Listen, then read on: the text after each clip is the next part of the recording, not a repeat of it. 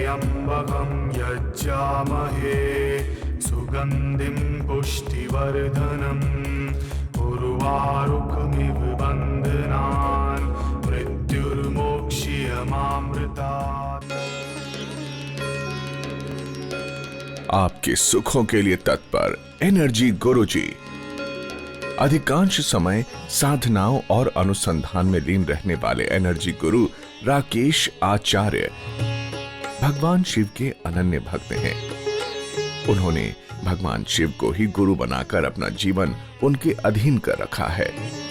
Cosmic energy पर उनकी research विश्व में अद्वितीय है।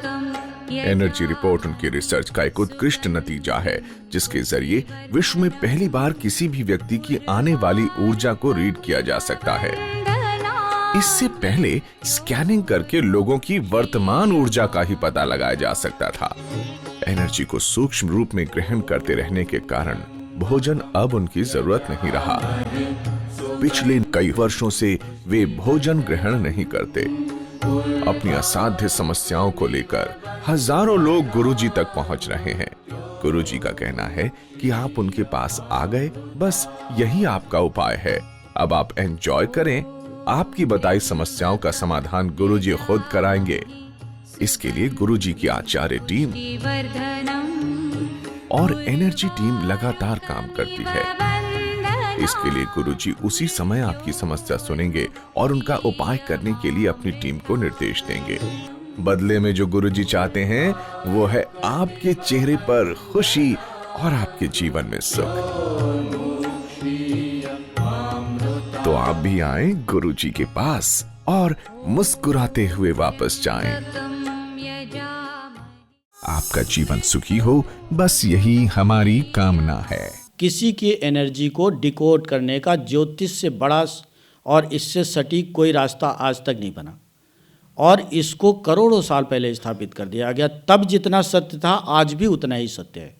बशर्ते कि जो ज्योतिषी है, जो डिकोड कर रहा है किसी की एनर्जी को, चार्ट जो बनाते हैं सामने, वो उसके जरिए एनर्जी को डिकोड किया जाता है और वो ईमानदारी से पेश आए। जो उसको दिखाई पड़ रहा वहाँ पे वही बोले, सामने वाले को केवल खुश करने के लिए कुछ ना बोले या उसको डराने के लिए ना बोले। डराने के लिए तो बिल्कुल भी ना बोले, क्योंकि किसी की भी कुंडली जब देखी जाती है तो उसमें जितनी नुकसान वाली चीज़ें दिख रही हैं उससे कहीं ज़्यादा फायदे वाली चीज़ें दिख रही हैं। इंसान जिंदा तो तभी है ना। आप सुबह उठे, सुबह आप उठने के बाद में आप बाथरूम गए, आपको मंजन और ब्रश मिला ना वहाँ पे, उसके बाद फिर आप आए, चाय भी मिली, नाश्ता भी मिला, फिर दिन में खाने की भी बारी आ गई, और एक आदमी तो मुस्कुराने वाला कोई मिल ही जाता ना हमको। इसका मतलब कुछ चीज़ें तो पॉजिटिव हो रही हैं हमारे साथ ना, सब कुछ तो नेगेटिव नहीं हो रहा है। कोई एक आध चीज़ बीच में नेगेटिव घुसाती है तो उससे लगता है सब गड़बड़ चल रहा है, और उसकी वजह से कई चीज़ें बिगड़ जाती हैं। क्यों बिगड़ जाती हैं? एक बर्तन में पानी है आप पास में और उसमें थोड़ा सा जहर डाल दीजिए आप, तो पूरा पानी जहरीला हो गया। इस तरह से जब एनर्जी कोई जहरीली आपके अंदर पेस्ट हो जाती है, घुल जाती है, तो आपकी पूरी एनर्जी को ख़राब करने की कोशिश करती है। लेकिन उससे कहीं ज़्यादा बचाने वाली चीज़ें आपके साथ होती हैं। तो जब भी आप किसी का प्रोटेक्शन करें, सभी ज्योतिषियों से, पूरे संसार के ज्योतिषियों से मेरा अनुरोध है कि जब आप किसी की भविष्यवाणी करें, जब प्रोटेक्शन करें, उसके ग्रहों को डिकोड करें, तब आप सबसे पहले उसकी सकारात्मक चीज़ों को बता दें। भाई आप जीवन में ये कर ही सकते हो, ठीक है, तो उसका उत्साह तो पैदा हो। सीधे बता दिया कि आपका राहु खराब हो गया, केतु खराब हो गया, या आपका अल्सर प्रयोग हो गया, या मंगल दोष हो गया, या शनि खराब हो गया, आपका तो कुछ हो ही नहीं सकता है। अभी कुछ दिन पहले मेरे पास एक आए थे, किसी ने डिक्लेयर कर दिया कि आप मर जाओगे, इस तारीख से पहले आप मर जाओगे। कितनी भयानक चीज़ है।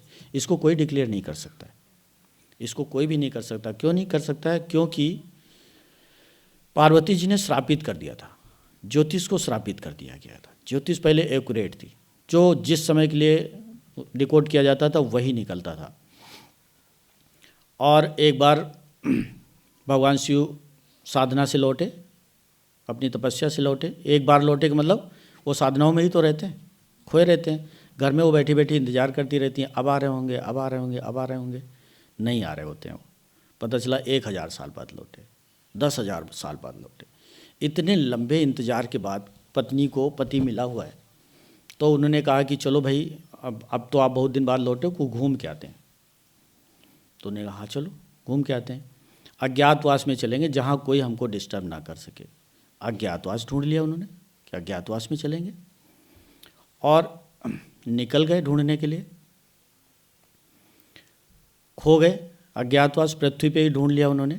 आसाम के पास एक जगह है, वहाँ भी मंदिर बना हुआ है, वहाँ पे अज्ञातवास पे आ गए। वो जंगल थे, वहाँ पे कोई ढूंढ नहीं सकता था, और दोनों साथ साथ रहने लगे, एंजॉय करने लगे।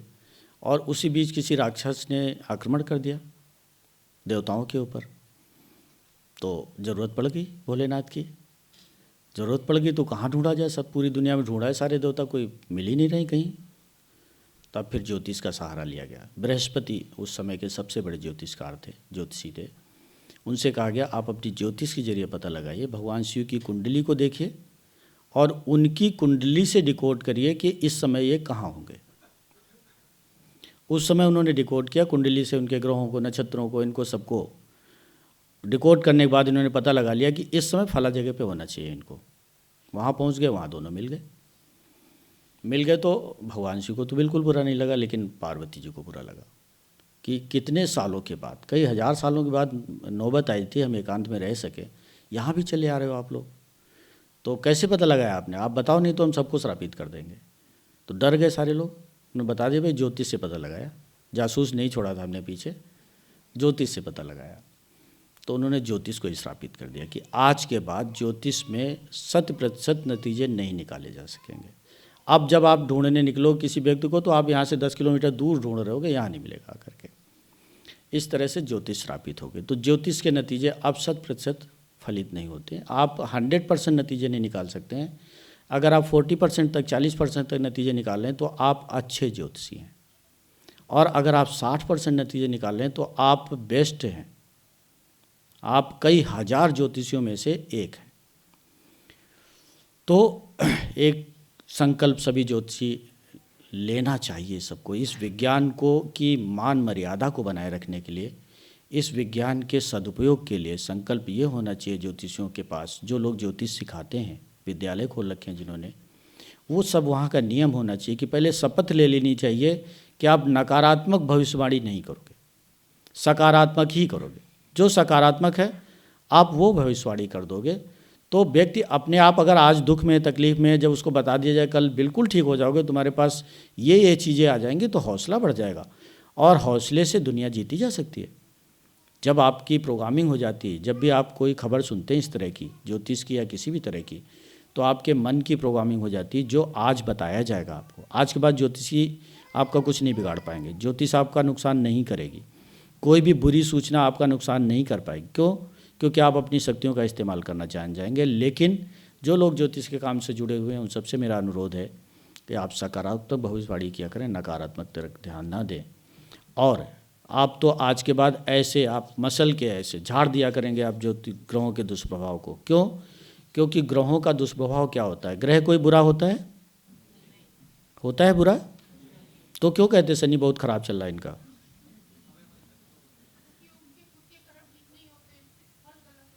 हाँ, हम लोग विज्ञान की बात करेंगे आज हम सिर्फ विज्ञान की बात करेंगे, ठीक है।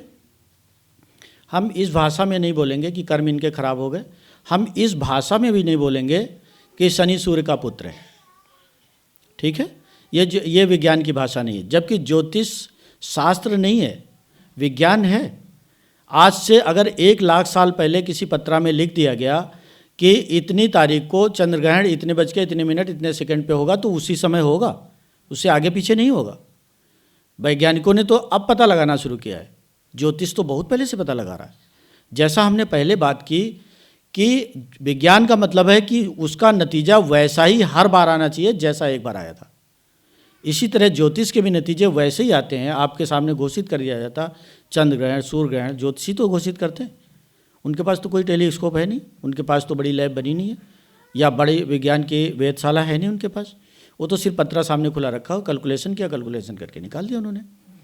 इसलिए ये विज्ञान है और हम विज्ञान की तरह से बात करेंगे। अब बात आती है क्या कोई ग्रह खराब होता है? ज्योतिषी आपके बताते हैं, जब आप ज्योतिषी के पास जाते हैं तो कमोवेश कई हज़ार सालों से यही भाषा बोली जा रही वहाँ, इसलिए वो सीधे कहते थे आपका ये ग्रह खराब है, यही बोलते हैं ना। उनके बोलने की भाषा यही होती है कि आपका फला ग्रह खराब है, आपका मंगल खराब, आपका मंगल भारी है, खराब नहीं भारी है, ऐसे बोलते हैं ना। और या फिर आपका ये वाला ग्रह खराब है, या आपके ऊपर काल सर्प योग है, या फिर आपके ऊपर आंशिक काल सर्प योग है, इस तरह से बहुत सी चीज़ें बोलते हैं। अब समझने की बात ये, हम लोग पढ़े लिखे लोग, हम कुछ भी नहीं मान लेंगे, यूँ नहीं मान लेंगे। फिर हम मृत्युंजय योग की नीचे वाली लाइन को याद करेंगे, क्या है, यूज इट, दिमाग का इस्तेमाल करेंगे हम, ऐसे नहीं मान लेंगे किसी की बात। क्यों मान लें हम ऐसे, और ऐसे मान लें तो पढ़े लिखे क्यों, फिर गांव में रहते खेती करते, तो पढ़े लिख गए तो हम ऐसे नहीं मानेंगे। सूर्य है, सूर्य भी एक ग्रह है, सभी को पता है, उसकी धूप आ रही है, 10 लोग सड़क पे निकल के जा रहे हैं, तो क्या 10 के लिए अलग अलग धूप आ रही है? ऐसा हो सकता है, संभव है कभी? सूर्य तो एक ही है ना, एक ही तरह की उसकी एनर्जी आ रही है, एक ही तरह का प्रकाश आ रहा है, एक ही तरह की धूप आ रही है, लेकिन 10 पे अलग अलग प्रभाव पड़ सकता है उसका, पड़ सकता है या नहीं पड़ सकता है? कैसे पड़ सकता है? एक आदमी गाड़ी के अंदर बैठा हुआ है, एक आदमी नंगी पीठ धूप में जा रहा है, सड़क पे पैदल जा रहा है, एक आदमी एसी गाड़ी में बैठा हुआ है, एक रिक्शे में बैठा हुआ है, एक ऑटो में बैठा हुआ है, तो सब पे अलग अलग प्रभाव पड़ेगा। धूप वही है, प्रभाव अलग अलग हो गए। इसी तरह से हमारे सबके आभा मंडल ये अलग अलग होते हैं, इनकी आवृत्ति अलग होती है, इनके आकार अलग होते हैं। जिस तरह से हमारे हाथ की उंगलियों की जो निशान होते हैं, फिंगरप्रिंट्स, ये नहीं मिलते हैं एक आदमी के दूसरे आदमी से, इसी तरह किसी भी व्यक्ति का आभा मंडल एक दूसरे से नहीं मिलता।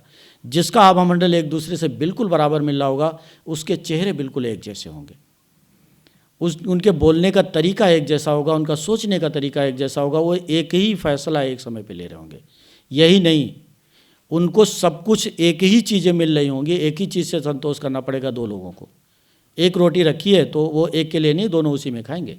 आभा मंडल इस तरह से काम करता है। किसी का भी आभा मंडल एक जैसा नहीं होता, सबके अलग अलग होते हैं। ग्रहों के प्रभाव वहाँ से जब आए तब एक जैसे आए, जबकि आपके आभा मंडल में घुसे तब उसका प्रभाव बदला, यहाँ से प्रभाव बदलना शुरू हुआ। इसका मतलब ग्रह आपका नुकसान नहीं कर रहा है, ग्रह से कोई लेना देना नहीं। ठीक है, प्रूफ हो गया है? यहाँ कोई संशय तो नहीं किसी के दिमाग में? अब कोई भी व्यक्ति कितना ही पढ़ा लिखा हो, कितना ही श्रेष्ठ ज्योतिषी हो, किसी भी लेवल पे अपने आप को श्रेष्ठ बता रहा हो, आपको ये नहीं मानना है कि ग्रह खराब है। ग्रह बिल्कुल भी खराब नहीं है, सिर्फ खराब है हमारे आभा मंडल में आने के बाद से उसकी एनर्जी डैमेज हो रही। तो हमको इलाज की कहाँ ज़रूरत है? अपने आभा मंडल पे, अपने आभा मंडल पे केवल ज़रूरत है और कहीं ज़रूरत नहीं है। ना पड़ोसी की एनर्जी की ज़रूरत है, ना हमारे मेहमान की एनर्जी की ज़रूरत है, सिर्फ और सिर्फ इलाज की ज़रूरत है हमारे आभा मंडल को, हमारे ऊर्जा क्षेत्र को। आभा मंडल मतलब हमारे ऊर्जा क्षेत्र को, इसी को उपचारित किया जाना चाहिए। ठीक है, तो इसको उपचारित करने के लिए फिर आपको अपनी कुंडली देखनी पड़ेगी कि कौन सा आपका ग्रह खराब है, तब आप इसको उपचारित करेंगे। इसकी बजाय मैं आपको सरल सा तरीका बता रहा हूँ। आपके ग्रह, सुबह आप उठे सो करके, अपने अपने आभा मंडल को लॉक किया, सबसे पहले मणिपुर चक्र को लॉक किया, आभा मंडल को विस्तारित कर लिया, और इसके बाद आपने लॉक भी कर लिया। अब बचे ग्रह के दुष्प्रभाव अगर कहीं आभा मंडल में पड़े हुए फैले हुए तो ठीक है, उनको हटाने का तरीका इस तरह से हाथ को आपने किया। पहले आपने रगड़ लिया हाथ को 21 बार, फिर आप बाएं हाथ की हथेली को सामने करिए और ऐसे ले जाइए, इसको 10 मिनट लगातार देखिए। ठीक है, अभी करना है, आप देखना शुरू करिए, मैं डेमो दे रहा हूँ। आप अपनी अपनी हथेली को देखिए, थोड़ी देर बाद आपको हथेली से चमक सी दिखाई पड़ेगी, पूरी हथेली आपकी चमकने सी लगेगी। देखना शुरू करिए, ग्रहों का दुष्प्रभाव आपका हट जाएगा तो आपकी साधना सफल हो जाएगी। आप अपनी आँखों से कितनी दूर रखेंगे? कई लोग ये सवाल लेके मन में बैठे हुए हैं, पूछना चाह रहे हैं। जहाँ आप अपने आई साइट के हिसाब से सेट कर सकते हैं हाथ को, वहाँ तक ले जाइए। रेखाएं आपकी ठीक दिखाई पड़ रही हों, वहाँ तक ले जाइए।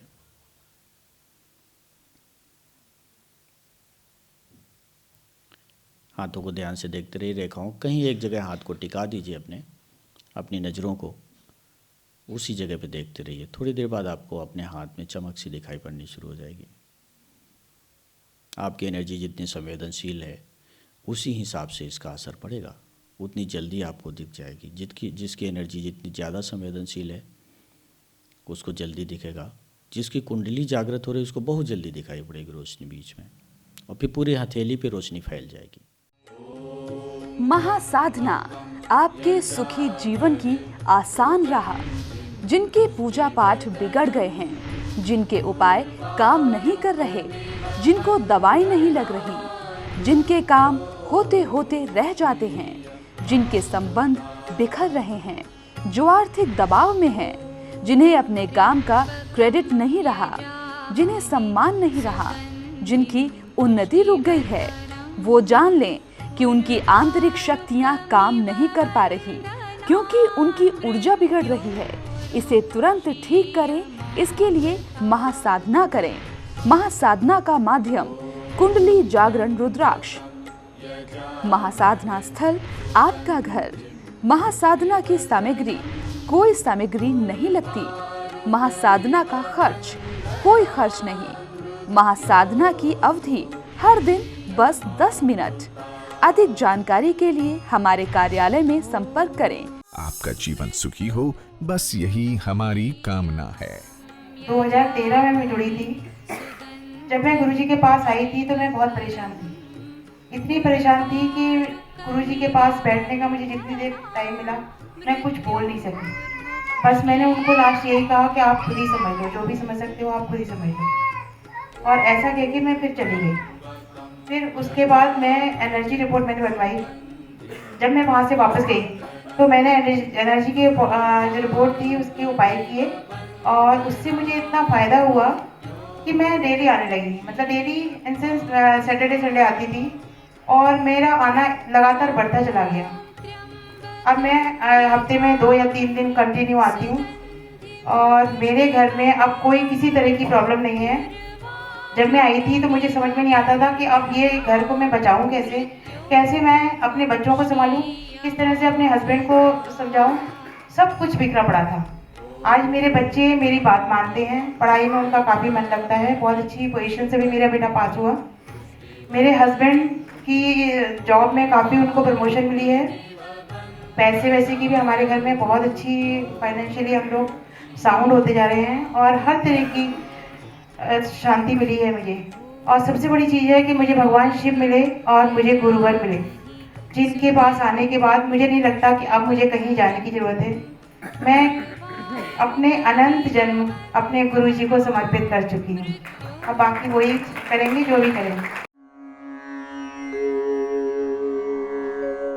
गुरुजी की कामना है कि सबका जीवन सुखी हो, सभी हों रोग मुक्त, सुख समृद्धि सबको मिले, सभी रहें भय मुक्त। आइए गुरुजी के इसी अभियान में देवों के देव महादेव की कृपा प्राप्त करने के लिए रुद्राभिषेक दान करें।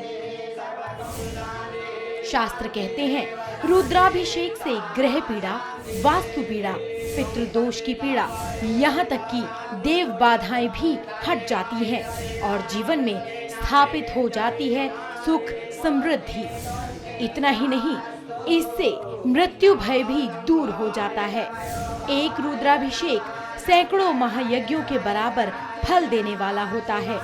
एनर्जी विज्ञान के मुताबिक ये बात बिल्कुल सटीक है, क्योंकि रुद्राभिषेक के समय न सिर्फ हमारी आभा मंडल और ऊर्जा चक्रों की सफाई होती है, बल्कि ऊर्जित होकर मनोकामनाएं पूर्ण करने वाले बन जाते हैं। तो आए और एनर्जी गुरु के द्वारा कराए जा रहे सहस्त्र रुद्राभिषेक का हिस्सा बने। घर बैठे ही रुद्राभिषेक का दान करें, महारुद्राभिषेक का लाभ उठाएं। संपर्क करें 09210500800। Mrityunjay Yog 23 Sandesh Vihar Pitampura Delhi 110034। Energy helpline number 092105000800। Email shivshiv1008@gmail.com। Website www.mrityunjayयोग.com। आपका जीवन सुखी हो, बस यही हमारी कामना है।